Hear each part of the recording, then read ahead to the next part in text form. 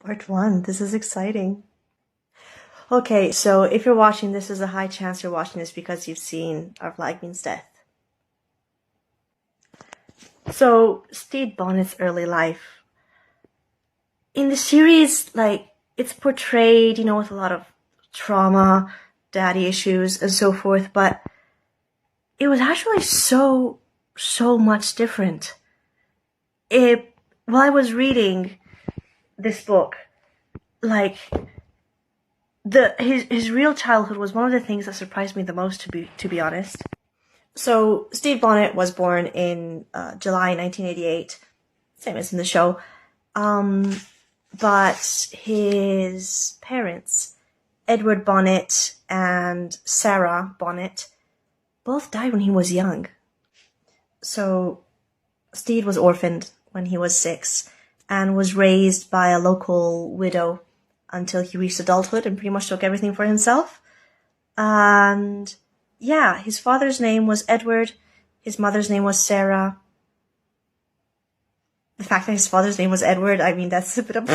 well, okay, never mind. So if anyone were to, look up facts on Bonnet and stuff, many of them might find the title Major assigned to it because, due to a Barbadian law, anyone who was a member of the Barbados aristocracy was given a military title. And so, imagine... this person, presenting himself, oh, I am Major Stede Bonnet. And people, assuming it was because, oh, he must have, a distinguished military career. He must be experienced in the arts of war. But no, he's a dumbass. was giving his title just because he was born lucky, like many of the things that were handed to him. So, just like it happened in the series, at the age of 21, he married Mary Allenby, who then became Mary Bonnet, who was 16, and they didn't have a very happy marriage. No. And they didn't have 2 kids named Louis and Alma. No, that was honestly one of the most surprising differences.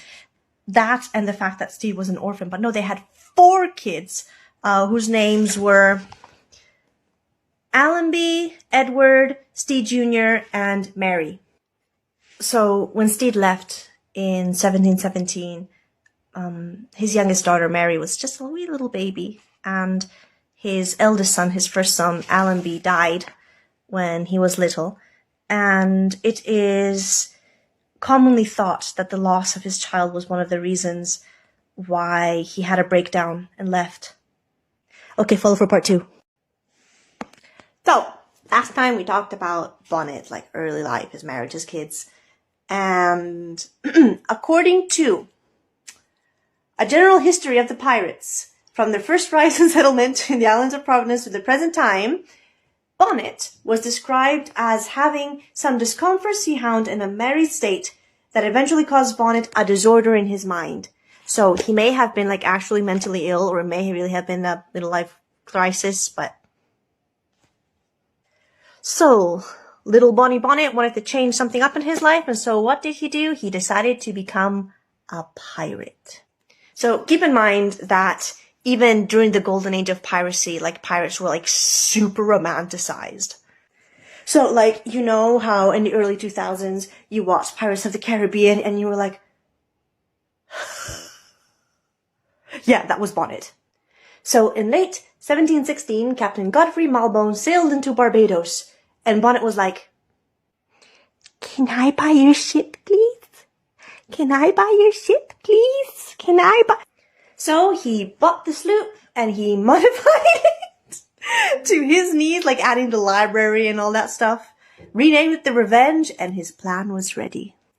And in Captain Johnson's General History of Pirates, it is said that Mary Bonnet was a bit of a nag. I mean, we stand girl boss and, sexist times.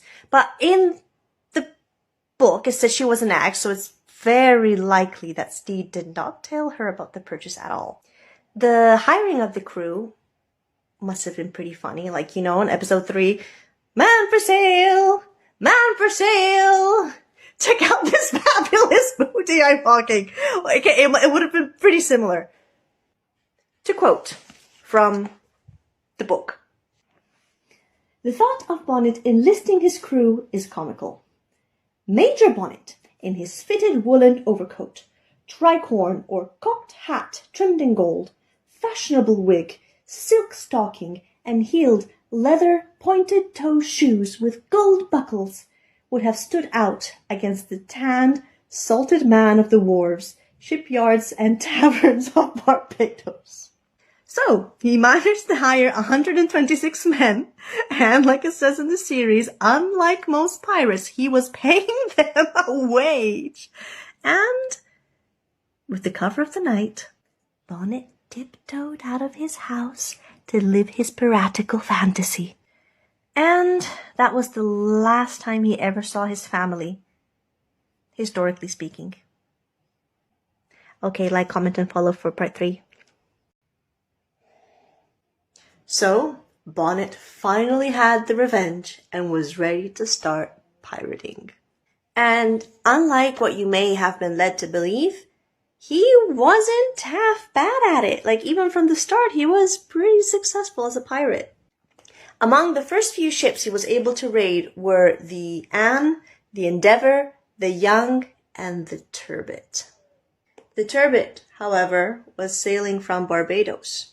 And even if, at this point, Bonnet was using an alias and he was being called Captain Edwards, he did metaphorically shit his pants a little bit.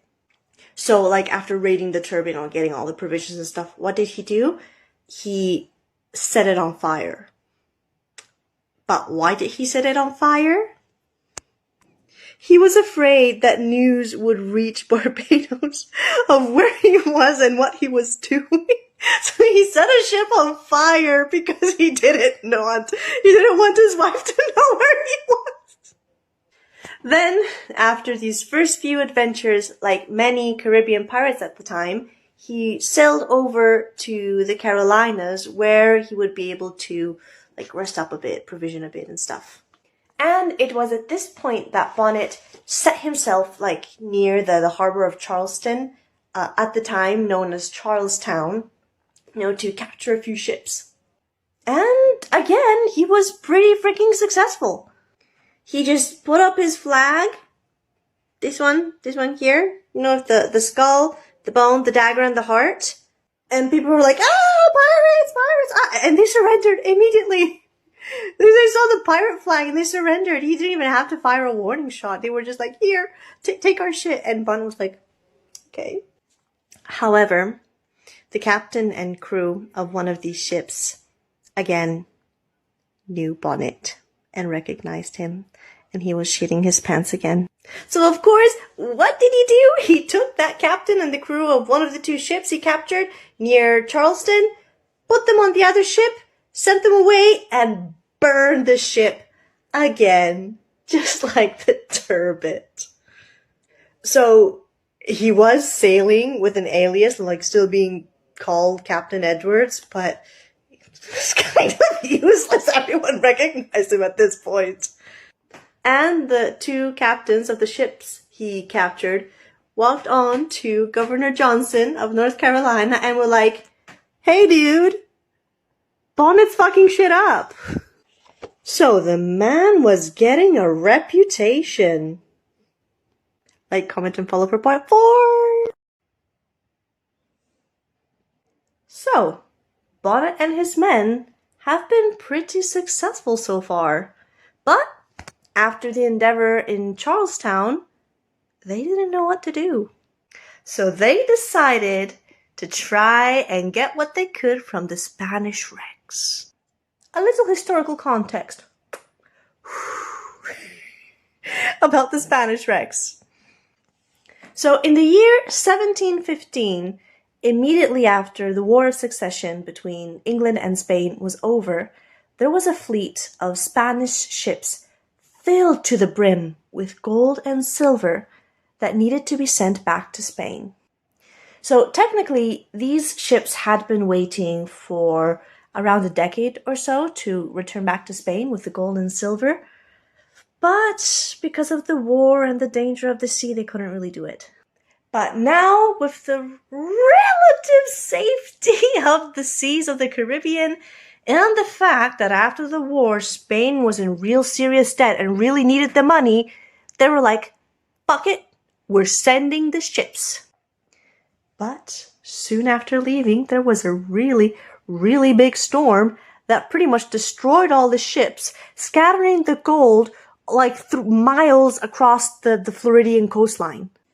Literally hundreds of people and pirates went chasing after that gold, including people like Henry Jennings, Benjamin Hornigold. There's like a lot of history behind this gold.